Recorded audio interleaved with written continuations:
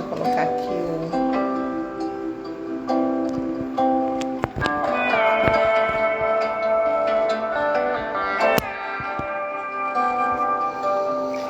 Hoje mais uma live do projeto Gente que Brilha, em uma data diferente, uma data dentro do nosso calendário, uma live diferente, que fala sobre aprender a viver ou a morrer.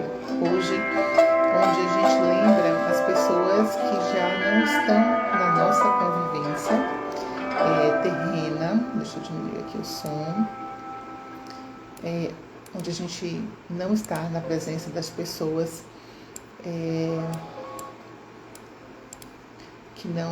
com que a gente convivia, né?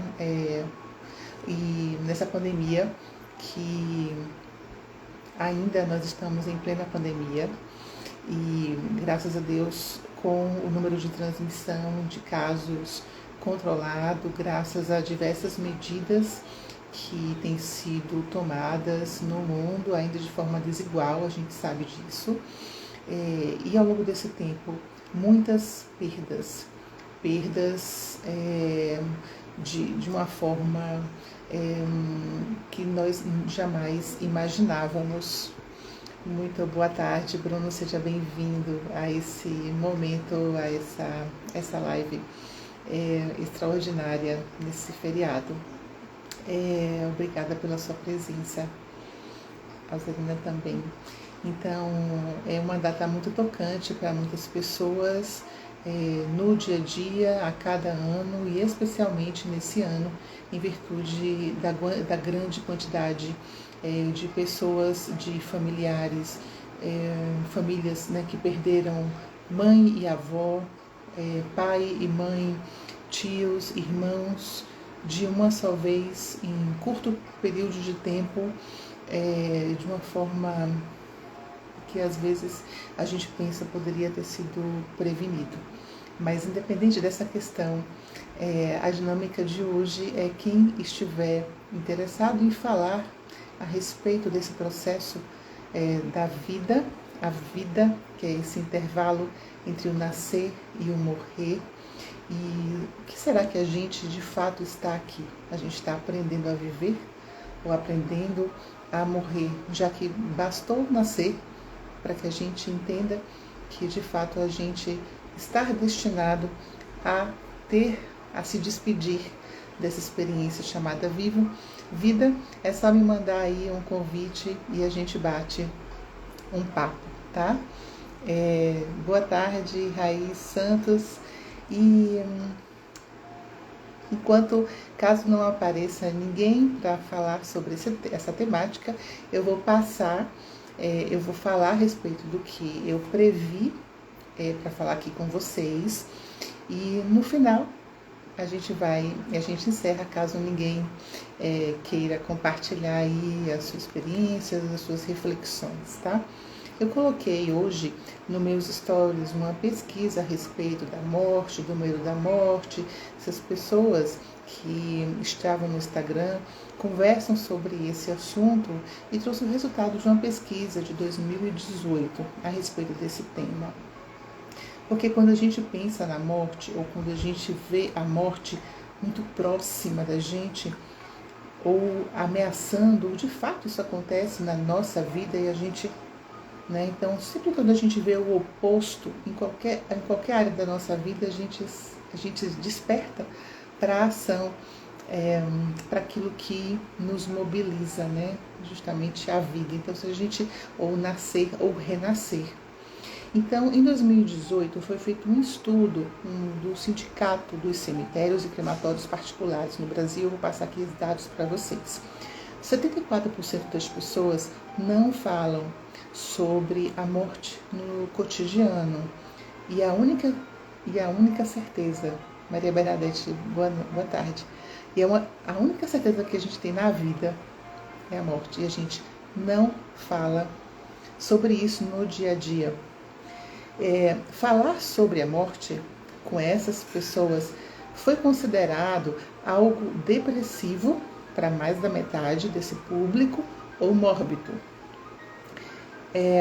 Apesar de que esse mesmo público que respondeu sobre o assunto considerou ser importante falar sobre esse tema, principalmente com as pessoas mais próximas. Então, ao mesmo tempo que falar sobre a finitude, sobre a morte, parecer ser, soar depressivo, ruim, negativo, há necessidade de falar sobre. E o levantamento pontuou também que o importante é não esperar um evento para falar sobre esse tema, não esperar que isso aconteça com alguém próximo ou até na própria família para discutir sobre esse assunto, né? E por que é importante falar sobre esse tema?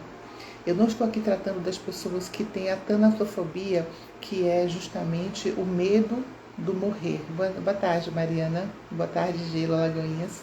Obrigada pela presença. Existem pessoas que têm medo de morrer e isso é um processo, isso é algo extremamente natural. Desde que esse medo de morrer não esteja associado a um transtorno de ansiedade, isso não cause... Boa tarde, Laura, seja bem-vinda.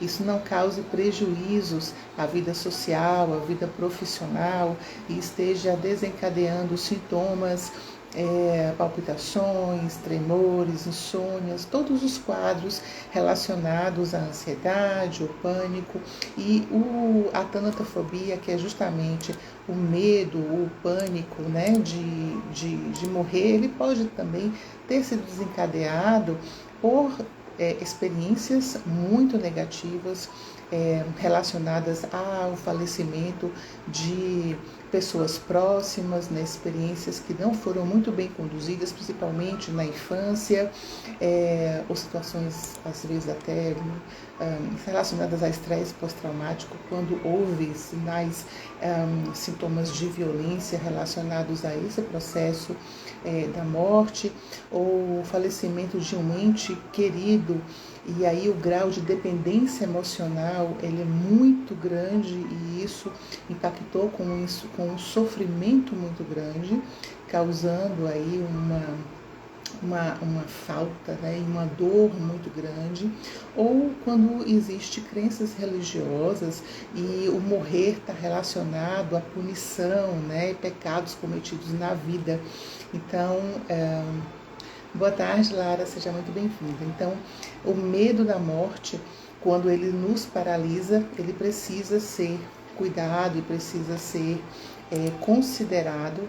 E aí o aconselhamento, a primeira coisa é o apoio psicológico dentro dessa questão. Então, lembrando aqui, está chegando e quiser falar comigo a respeito de como isso tem se situado na sua vida, basta enviar o convite que a gente bate um papo a respeito, senão eu vou conduzir a partir do script que eu desenhei, tá?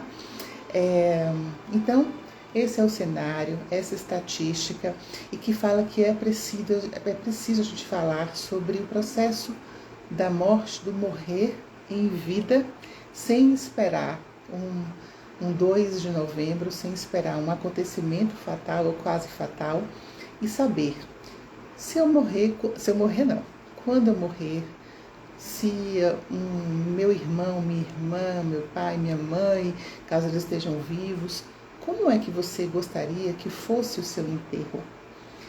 Você gostaria que fosse cremado, que não fosse? Gostaria que quem tivesse, gostaria que tocasse música ou não? Doação de órgãos? Como é que está a sua vida? É necessário falar sobre esses assuntos em vida. Isso não, a gente precisa parar com superstições. Meu Deus, se eu falar sobre isso, eu estou já agorando. Não, a gente precisa organizar a nossa vida, já que bastou nascer para morrer. Pelo menos é o que a medicina hoje tem para todo mundo. E falando sobre esse aspecto, eu gostaria de deixar uma dica para vocês, porque de cada 10 pessoas que vão falecer, isso aí, a minha colega, a doutora Ana, que é uma das grandes especialistas no tema, principalmente em cuidados paliativos, ela já deixa muito claro, de cada 10 pessoas que falecem, 9 vão falecer de doenças crônicas. não vão ter aquela doença que aquela tipo de morte, né, chamada, entre aspas, morte boa. Morte boa. O que é morte boa, Ana? Eu durmo e no outro dia não estou mais aqui. Sabe quando a gente desmaia? Boa tarde, seja bem-vinda, Ana. Quando eu simplesmente tenho uma dor, um infarto em questão de 15 minutos, tudo aconteceu. Só uma em cada 10 no Brasil, nesse momento, tem esse tipo de morte. Essa morte, né, rápida. As outras 9 pessoas vão ter uma morte mais lenta, a partir de determinadas doenças, que poderá levar 9 anos, 10 anos ou até um tempo menor. E é por isso que a gente precisa, hoje, quando a gente fala do pilar da saúde física, Bruno está falando aqui, trabalhei na África, lá na morte eles comemoram fazendo festas. Aqui no Brasil é tristeza. Perfeito, Bruno. Isso, cada cultura, cada região se comemora de uma forma. A gente vê também nos Estados Unidos, né, como eles celebram e falam da pessoa, né? Cada um, aqui no Brasil a gente normalmente tem uma cultura, né, religiosa, cristã, tem o hábito de fazer oração, as pessoas entram e se dedicam muito a ficar vendo o velório, mas não, às vezes não falam muito da pessoa que foi o seu legado. Então, eu estava falando sobre a questão de doação de órgãos, da morte, né? Então, a gente vai morrer de doenças crônicas, e o quanto é importante a gente cuidar do nosso pilar da nossa saúde física hoje, enquanto jovens, para ter, por exemplo, um fígado bom, para ter um metabolismo legal. Isso a doutora Ana fala muito, né? Tive o prazer de ser aluna dela lá no Einstein, para suportar uma finitude, um final de vida de uma doença crônica. Então, a gente precisa investir agora para ter, se eu precisar ficar internado, se eu precisar de uma UTI, ter condição de ter as medicações, né, disso ser metabolizado de uma forma adequada, atividade física, uma alimentação adequada. Mas eu quero chamar a atenção aqui de vocês para o testamento vital. Denise Soares, seja bem-vinda. Que é algo para ser discutido agora em vida. Uma vez que de cada 10 pessoas, 9 vão morrer de algum problema de saúde, e eu espero que nenhuma desses problemas lhes deixem incapaz para tomar decisão. E o testamento vital, que eu recomendo que vocês leiam a respeito disso, só colocar no Google testamento vital ou diretrizes antecipadas de vontade. Para que serve? Pode ser que eu, que você, algum familiar, algum amigo tenha uma doença, em algum momento da vida isso não está relacionado. Boa tarde, Teresa, seja muito bem-vinda. Delbrando também. Pode ser que em algum momento da sua vida isso não tenha a ver com a idade, lhes tire a capacidade de tomada de decisão. E é agora que você que está assistindo aqui essa live precisa escolher. Você vai querer estar vivo a qualquer custo? Se por acaso você tiver uma doença terminal, você vai querer estar ligado à máquina só para que seu coração bata e não tenha chance de você voltar jamais? Quem é a pessoa que você confia e que você vai deliberar para a tomada de decisão?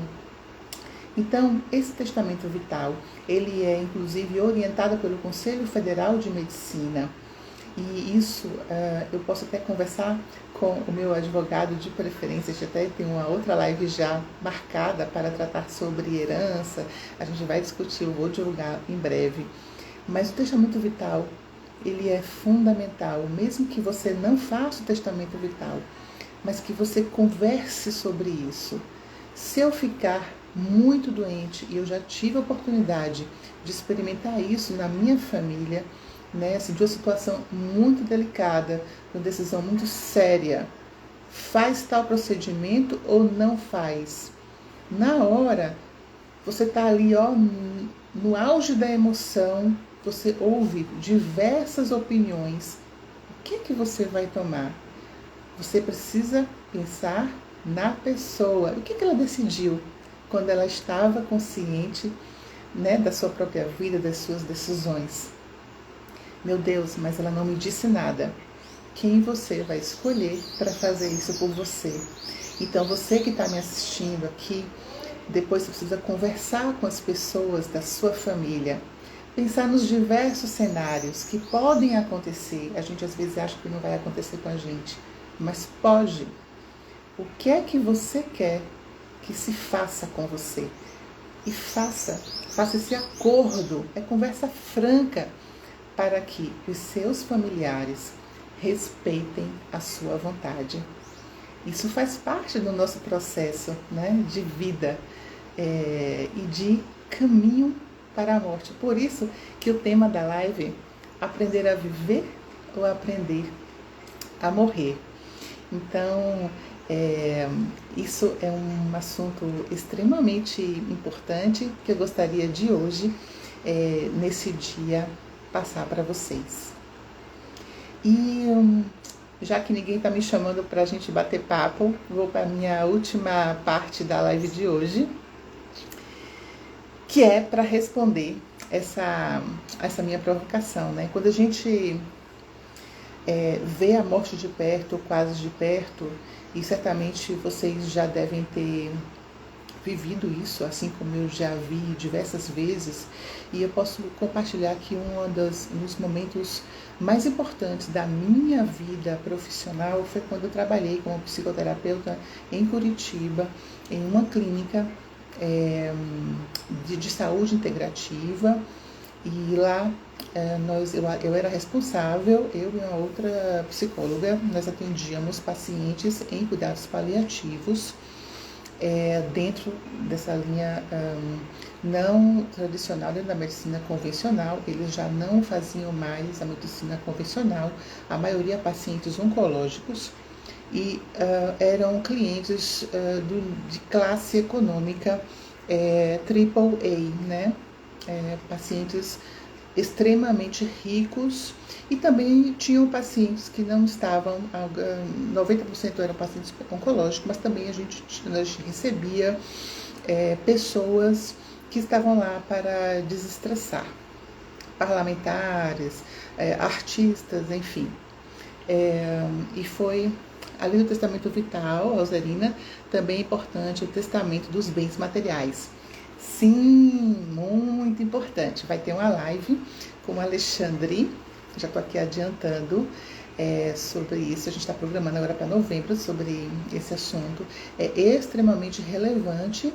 Os acordos, são sempre os acordos, né? A gente precisa deixar tudo claro. Por quê? Quem gera o bem, né? O pai, a mãe, o avô, a avó, como quer, isso precisa ser respeitado. Tudo tem que ser claro em vida, muito bem lembrado. E esse detalhe todo a gente vai tratar como especialista. Então, voltando ao assunto da clínica, que eu guardo no meu coração, eu lembro que foi muito importante. Então, quando esses pacientes eu lidava justamente no fim da vida e acompanhei algumas passagens, né, da vida terrena para o astral, e não importava, né, eram pessoas milionárias e existiam muitos arrependimentos. E aí, quando a gente lida com a morte, a gente pensa na vida, né? E aí, imagine, gente, alguém que chega para você, independente de estar ou não na iminência da morte, e chega para você e diz assim: eu estou com raiva de você, ou eu detesto você, eu não suporto você. É normal, que é natural, você pode esperar assim, mas meu Deus, como é que fulano chega para mim e diz que não gosta de mim, ou que me acha isso, que me acha aquilo, né? Vai para lá, vai procurar sua turma, né? Independente de qualquer tipo de conflito que se esteja vivenciando.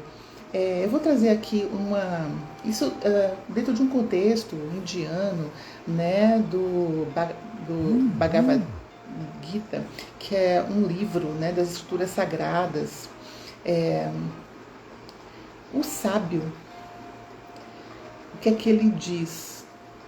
Caso alguém chegue para ele e diz: eu odeio você, eu não gosto de você, ou não gosto da tua atitude, achei aquilo que você fez asqueroso.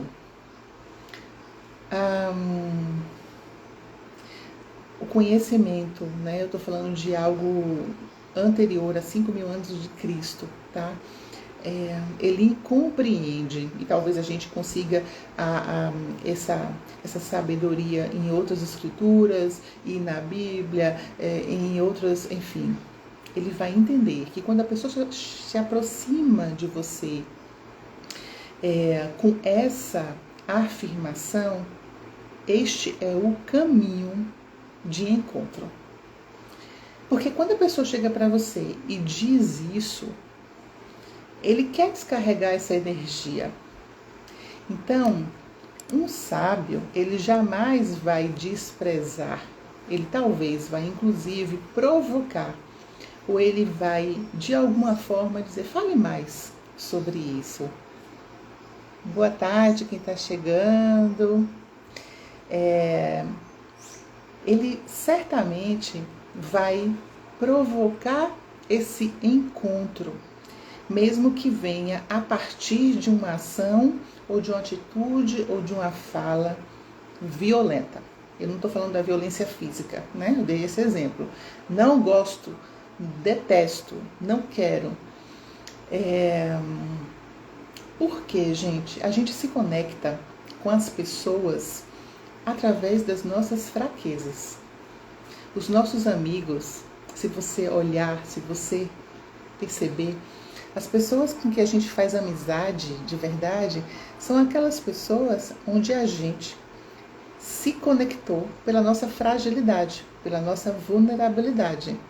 Não foi pelos troféus, não foi pelas festas, não foi pelos momentos alegres, não foi pela imagem. Aquilo ali pode me fazer admirar, mas eu não sei a pedra no sapato de cada um. Mas se eu sei das dores e eu tenho a possibilidade de conhecer e ser escutada, aí eu me conecto. Aí faz um match. E é nesse momento, entre o nascer e o morrer, que eu vou fazendo esses encontros. Dentro dessa perspectiva, né, a pessoa que vê assim: poxa, alguém chegou para mim e disse: poxa, eu te odeio, eu não gosto de você, e eu abro esse canal de comunicação e de encontro de vulnerabilidade, cai a ficha e eu resolvo essa conexão. Eu posso chegar e pensar assim: meu Deus, o que é que eu vou fazer da minha vida agora, né? O que é que eu vou fazer da minha vida a partir de agora? Eu já vivi, sei lá, 20 anos, já estou aqui, eu, Ana Paula, né? Já estou aqui com 48 anos. Agora vou aprender a viver. Vi aqui, meu Deus, fulano de tal, a pandemia aconteceu, já morreram não sei quantas milhões de pessoas, né? Na minha família, graças a Deus, ninguém foi afetado. Eu agora tenho os planos e os planejamentos, preciso mudar aqui, ali, né? Mas eu tenho tais metas, tais objetivos, preciso aprender a viver melhor, mais e tal. Quantas pessoas fazem promessas porque nada aconteceu, quase, né? Aconteceu tais coisas, preciso aprender a viver. Mas, gente, a gente já está vivendo, né? Eu estou vivendo agora. Eu vivi ontem, você está aqui comigo, a gente já está vivendo. Por outro lado, esse sábio que se conectou com essa pessoa, que permitiu que essa pessoa que chegou e disse eu não gosto de você, eu odeio você, eu tenho nojo, eu não e que se aproximou, ele pode pensar, que bom que eu já vivi 30 anos, que bom que eu já vivi os 48 anos, Ana Paula, né? Se eu for pensar nos meus 48 anos, muito obrigada pelos meus 48 anos. E pensando na minha finitude, o que é aprender a morrer? Quem é que eu preciso me encontrar e pedir perdão que eu não fiz, para ficar em paz e fazer isso já? Qual é o arrependimento, qual é a atitude que eu tomei nesses 48 anos da minha vida? Eu tô pegando a mim como exemplo. Uma ação que eu tenho vergonha e que eu preciso aliviar, tirar de mim e contar para alguém. Isso é uma técnica que eu estou recomendando para você. Não existe nenhum segredo que não possa ser revelado. Escolha alguém da sua inteira confiança e conte para essa pessoa. Você é humano. Não existe nada que seja pecado, que seja condenado no mundo. Escolha alguém da sua inteira confiança ou vá para um retiro qualquer com pessoas completamente desconhecidas. Se tiver nessa dinâmica, existem retiros para isso que eu já participei. E chegue para essa pessoa e fale esse seu segredo terrível, porque outras pessoas fizeram o mesmo. Você não é único, porque você não é especial. Nem eu sou especial. Fale o seu segredo. Tira isso. Porque a finitude vai chegar para você, assim como vai chegar para mim. Aprenda a morrer. Aprender a morrer é simplesmente você terminar a sua história. Imagine que nós estamos todos aqui em um teatro, que a gente não escreveu a peça e somos todos personagens, né? Então, de que forma eu morro sem pendência? Pendências conscientes.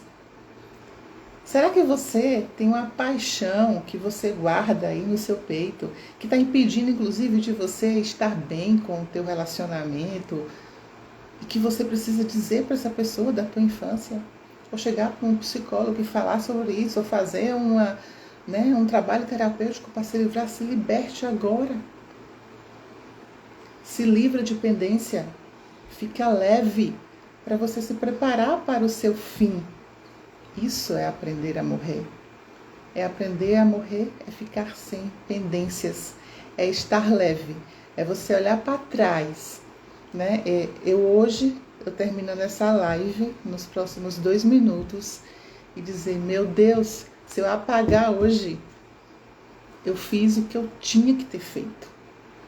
Então, eu espero que você tenha aproveitado esse conteúdo,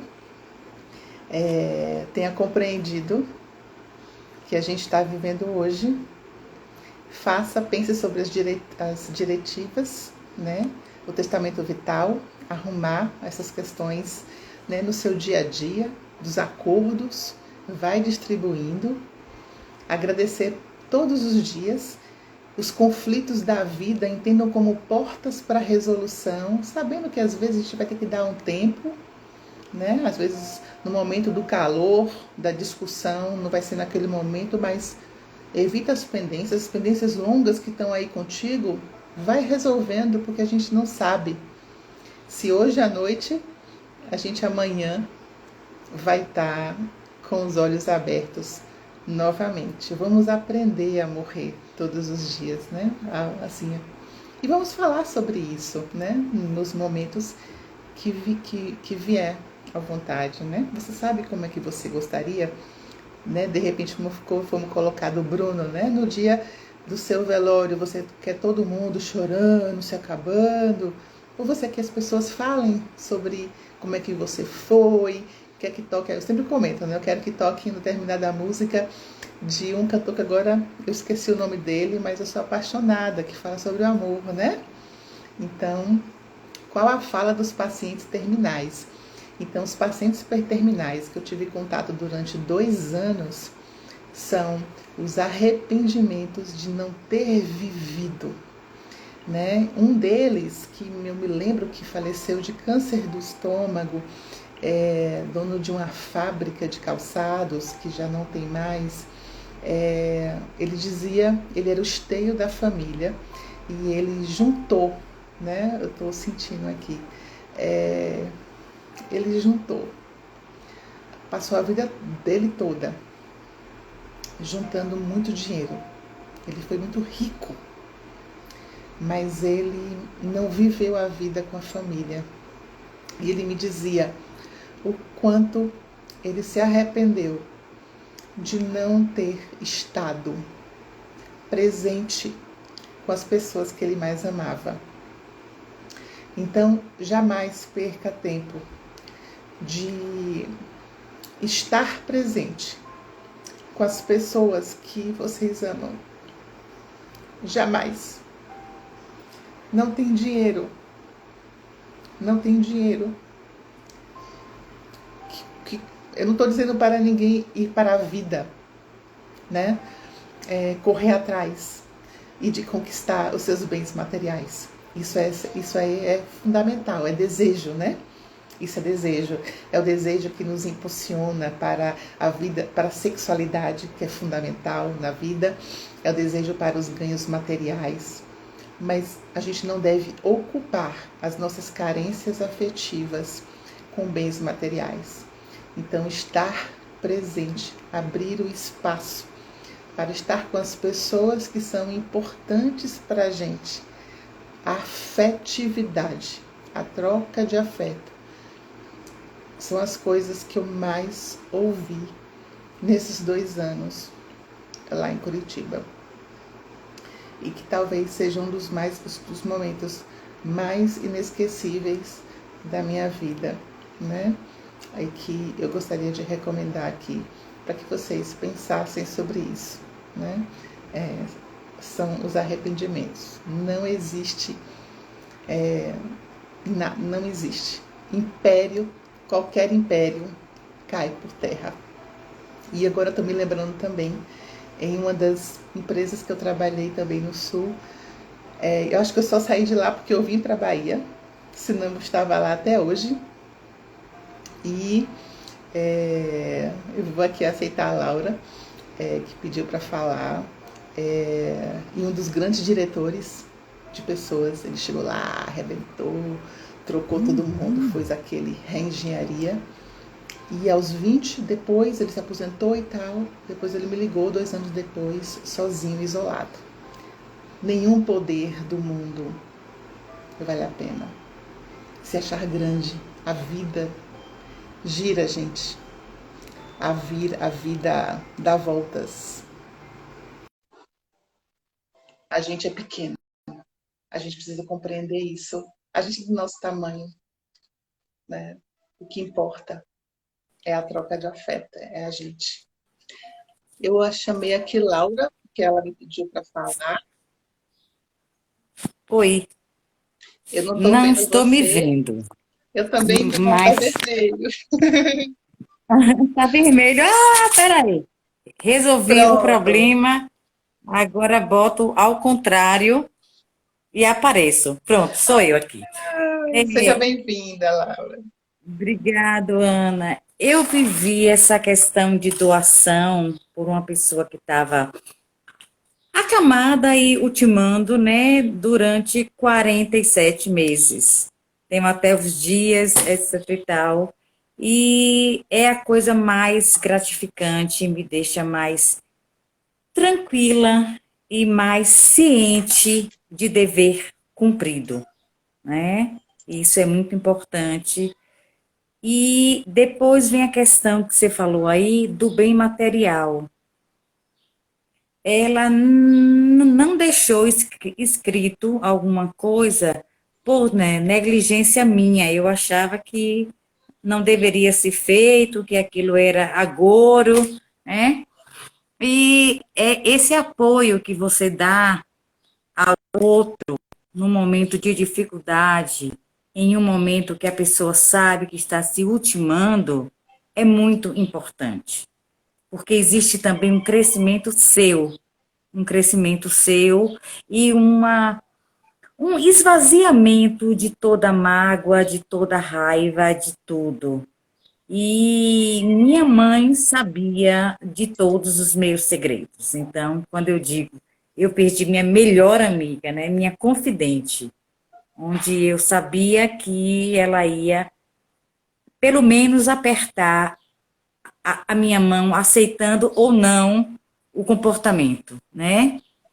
Então, esse se preparar para morrer é muito importante. Eu não estou preparada ainda, né? Mas posso dizer, quando eu ouvi você falar 48 anos, eu disse, pois é, eu era meninota quando Ana nasceu, eu tenho 57, e é isso mesmo. E bem vividos e bem planejados.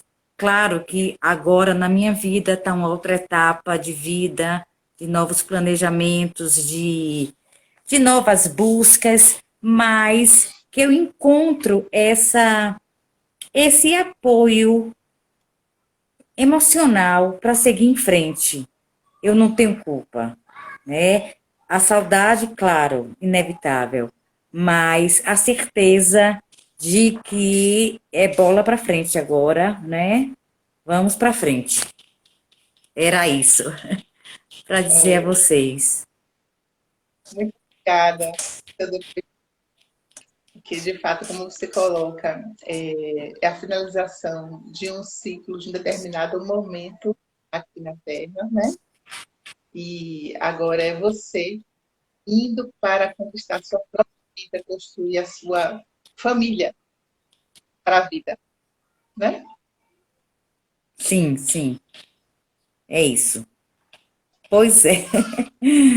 Mas bom, é um tema que a pessoa não quer ler, né? Não quer ouvir a questão da morte.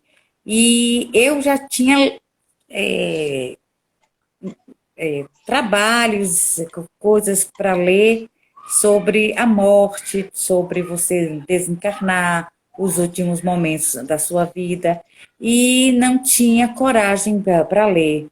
Quando foi no último ano dela, o ano de 2020, eu falei, não, está na hora de começar por uma questão de eu ficar mais forte, né? E eu comecei a ter a coragem de pegar o material para ler, os livros, alguns espíritas, alguns de Yogananda, mas sempre para ter um aconchego, Legal. Que bom.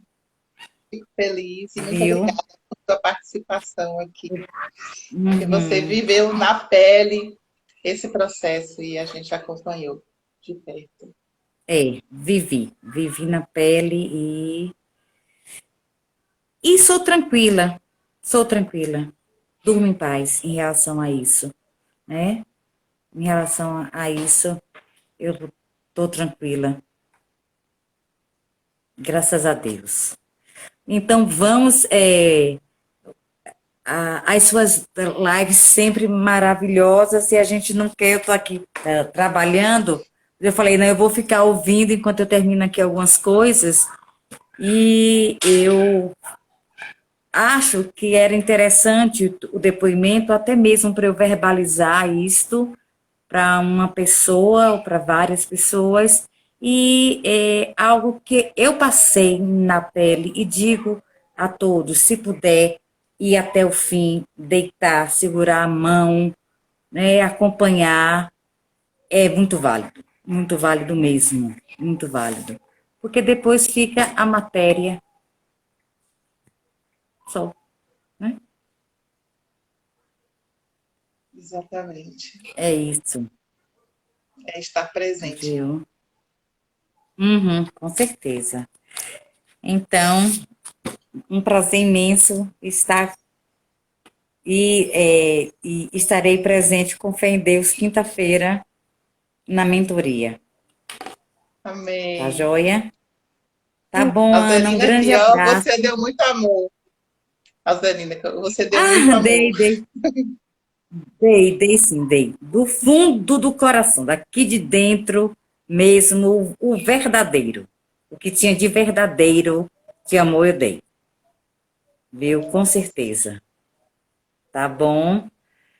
Então tá Excelente, certo. obrigada. Tudo bem. Tá bom. Eu desligo agora. De que maneira eu procedo Isso. agora, Ana, para sair Deixa eu ver aqui como é que eu eu saio. saio Peraí. Isso. Você sabe da sair? tela. Pronto. Aí Eu vou você tentar sai. aqui. Eu consigo. Pronto. Aí você sai. Aqui Obrigada. deve ter. Bom, eu vou sair, mas voltei. Deixa eu ver o que está acontecendo aqui. Ih, Peraí. Deixa eu tirar você aqui. Pronto. Eu tirei Laura e Laura deu um depoimento do que é estar presente. Geralmente foi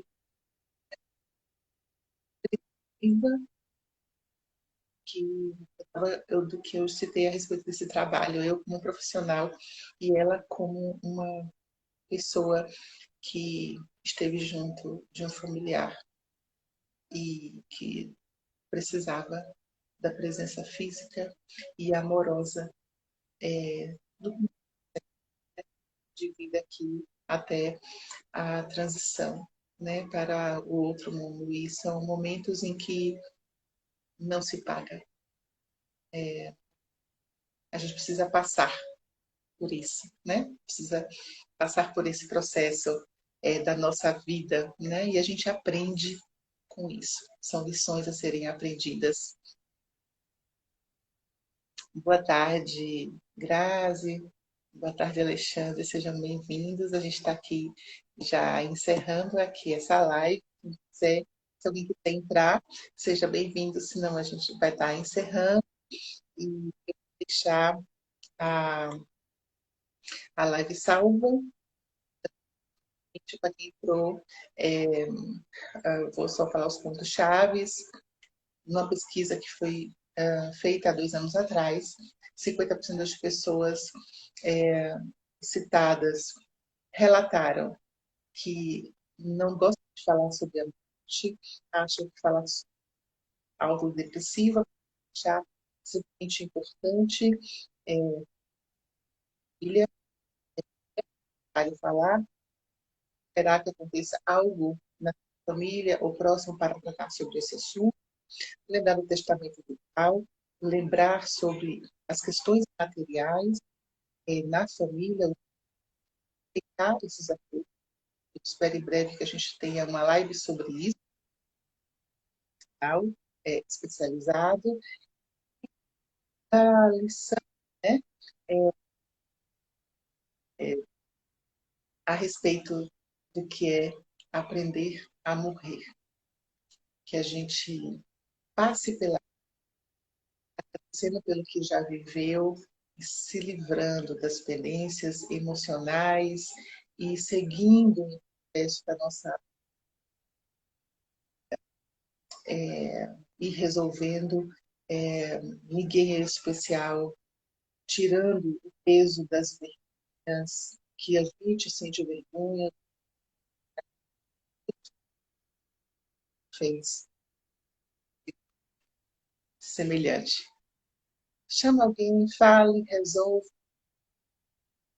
a gente vai e vamos cuidar da nossa saúde física, da nossa mental, vamos cuidar da nossa carteira, né? Vamos ter uma assessoria aí jurídica agora, em vida, né? Vamos cuidar da nossa idade para que a gente esteja, né, máximo possível, e o medo de morrer causar estresse, causar pânico, é preciso ajuda especializada, seja um profissional de psicologia, seja um profissional de psiquiatria, porque às vezes isso a gente passou por experiências práticas, a gente tem crenças disfuncionais, isso e rever, como disse o Luiz, a gente tem feito as nossas despedidas, quando elas ocorrem, tá? Muito obrigada a você que esteve aqui comigo e, enfim, até o próximo encontro, horário de sempre. Espere. Muito obrigada, Laura, pelo seu depoimento. Sigam a Laura, gente, no Instagram. Uma presença viva, uma experiência verdadeira. Obrigada, de advocacia, Alexandre, que esteve comigo, uma live super mega elogiada. Espero estar em breve com você. Um abraço, gente. Um ótimo final de feriado, uma semana também muito legal. Até mais.